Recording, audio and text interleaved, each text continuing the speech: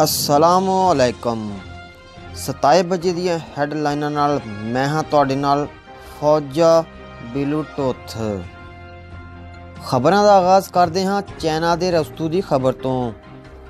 ਅੱਜ ਭੱਟੀ ਨਾਨ ਛਾਪ ਤੋਂ ਹਲੀਮ ਦੀ ਗਰੇਬੀ ਖਾਂਦਿਆਂ ਹੋਇਆਂ ਤੇ ਨਾਲ ਐਵੇਂ ਦੇ ਸਹਾਫੀਆਂ ਨਾਲ ਗੱਲਾਂ ਕਰਦਿਆਂ ਹੋਇਆਂ ਚਾਈਨਾ ਦੇ ਰਸਤੂ ਨੇ ਆਖਿਆ ਹੈ ਕਿ ਇਹ ਜਿਹੜਾ ਪਾਇਲਟ ਫੜਿਆ ਜੇ ਇਸ ਨੂੰ ਫੜਨ ਦਾ ਫੈਸਲਾ नवाज गरीब दौर च किया गया, लेकिन इसका क्रेडिट एवं इमरान खान ले जा रहा है। दूजे पासे पाकिस्तान के साबक वरीज़े आज़म ते मौजूदा मरीज़े आज़म ने कल आख्या सी कि जे मैं जेल की सफाई तो फारग हुंदा ते JF 17 त्यारे आप चला के उन्होंने जहाज़ सुट दिना। उन्होंने इस गल नूं सुनदियां होइयां पाक फजाइया ने नवाज शरीफ ਨੂੰ हवाई अड्डे ते बुला के आख्या कि जहाज़ उड़ाना तो दूर की गल तू हैलमेट पा के सिर्फ स्टार्ट करके विखा दे।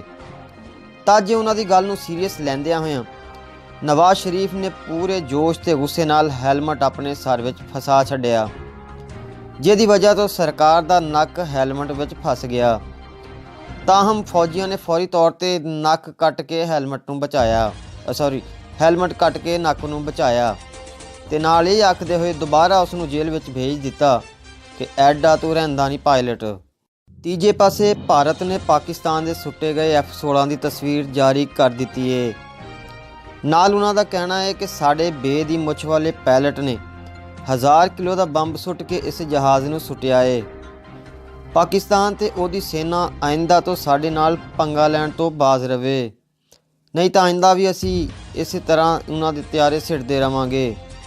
खबरां खत्म होईयां।